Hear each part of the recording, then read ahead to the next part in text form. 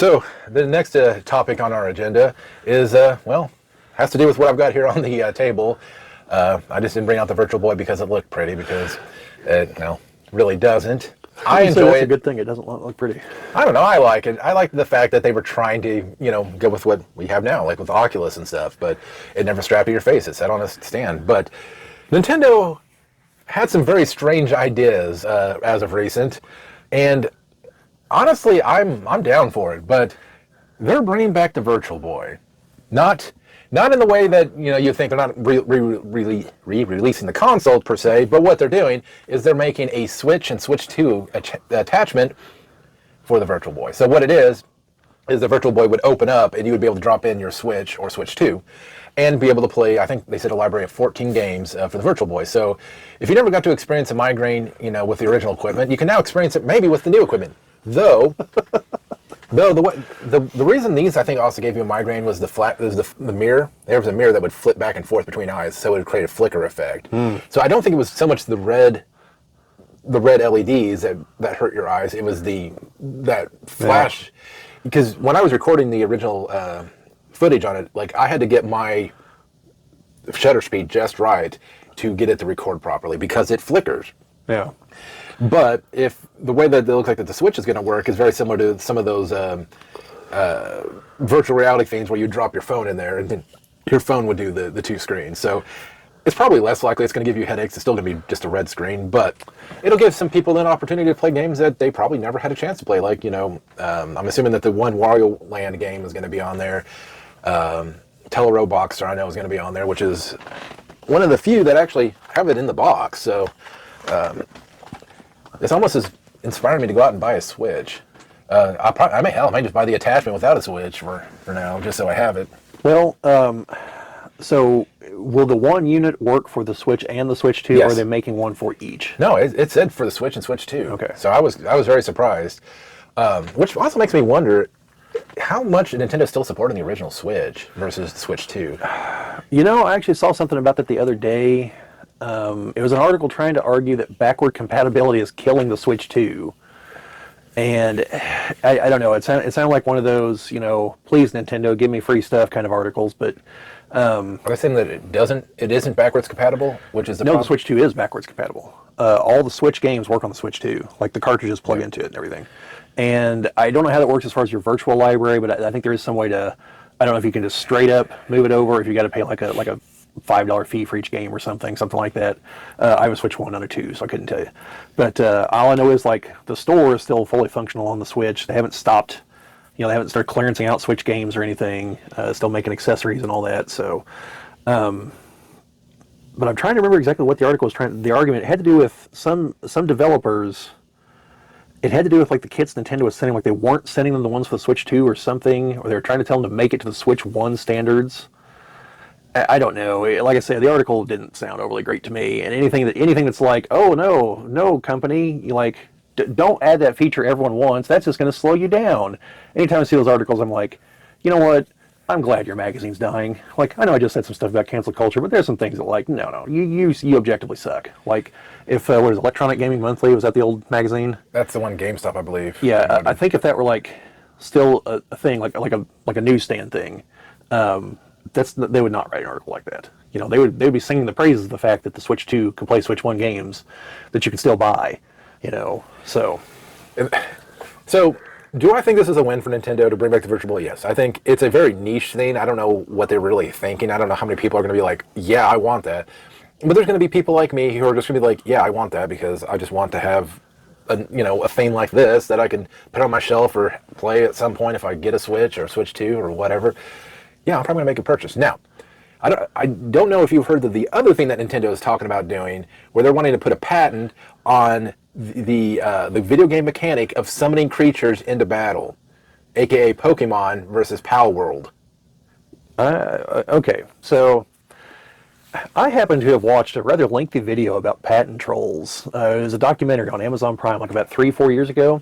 By the way, I think I've said this before, but just in case I haven't, Amazon Prime has a wealth of documentaries just on all kinds of things. Like I saw one about an abandoned shopping, well, not abandoned, it's still like 5 stores, but like a dying shopping mall, one about a drive-in theater, one about China's like Belt and Road Initiative. I mean, like, there's just all kinds of things on there, and it's all fantastic. One is about like the last video store in New York City. That was pretty interesting.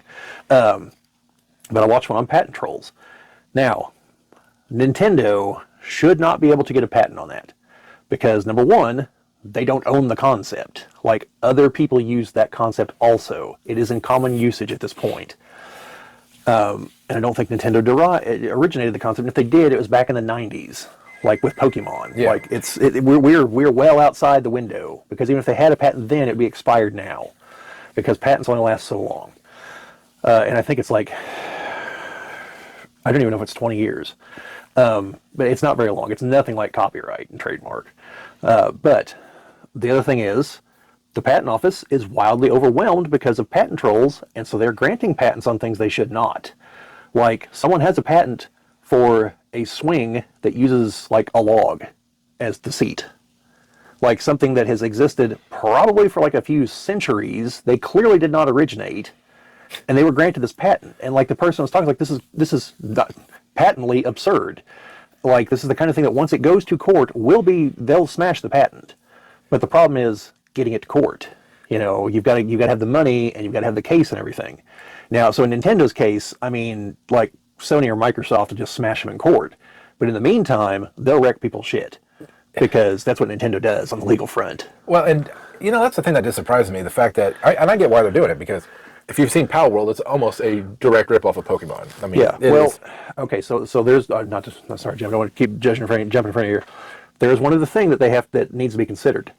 Game mechanics are not supposed to be patentable. Magic the Gathering was granted one of the only patents ever for gaming, and that was for the I think tapping for Magic the Gathering, and that has since expired, and it should have never been granted to begin with because you cannot get a patent on game mechanics. Like, they've said flat out that you can't do it. I don't know how Wizards of the Coast pulled it off. I think they slipped through the cracks and no one was able to fight them in court over it. So just on that alone, again, and I'm not a lawyer, not a patent clerk or anything like this. I'm basing this on everything I've heard throughout the years. So just based on that, they should not be able to patent it because it's a game mechanic.